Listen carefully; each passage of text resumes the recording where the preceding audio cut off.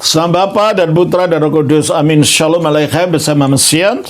Selamat berjumpa kembali saudara dengan saya Episkop Daniel dari Nikopolis, pimpinan daripada Gereja Ortodoks Indonesia dan pendirinya.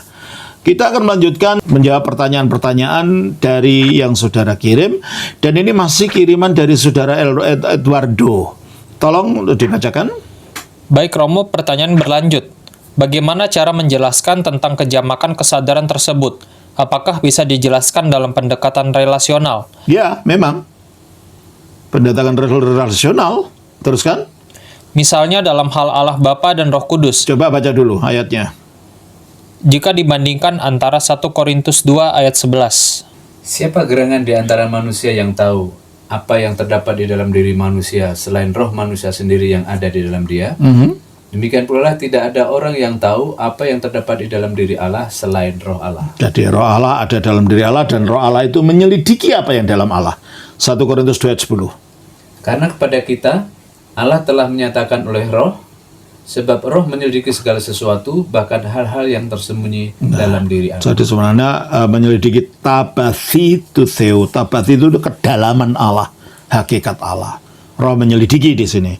Terus di dalam Roma 8 ayat 27. Dan Allah yang menyelidiki hati nurani mengetahui maksud roh itu, yaitu bahwa ia sesuai dengan kehendak Jadi Allah. di sini memang Allah menyelidiki roh, roh menyelidiki Allah, menyelidiki dalam Allah, dan ini relasi. Terus pertanyaannya apa?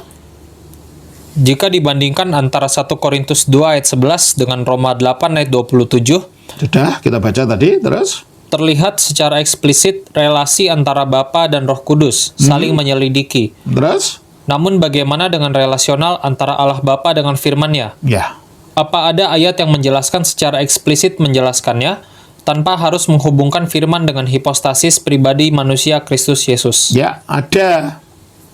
Kita baca di dalam 1 Korintus Yohanes pasal 17 ayat 24. Ya Bapa, aku mau supaya dimanapun aku berada, mereka juga berada bersama-sama dengan aku.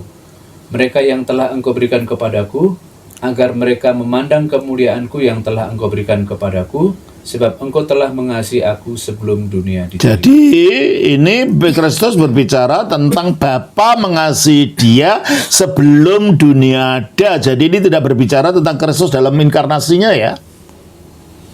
Ini berbicara tentang firman sebelum menjadi manusia ketika dunia belum ada. Jadi hubungannya antara Allah dan firman-Nya, Bapa dan Putra, itu hubungan kasih.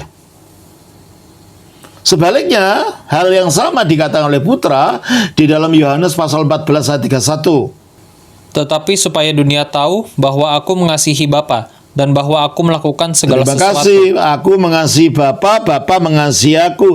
Jadi ada relasional juga di sini, relasi dalam kasih. Bapa mengasihi Putra, Putra mengasihi Bapa sebelum Putra menjadi manusia. Sudah ya, saudara Eduardo, kiranya Tuhan berkati. Shalom atas nama Bapa, Putra, Roh Kudus. Amin.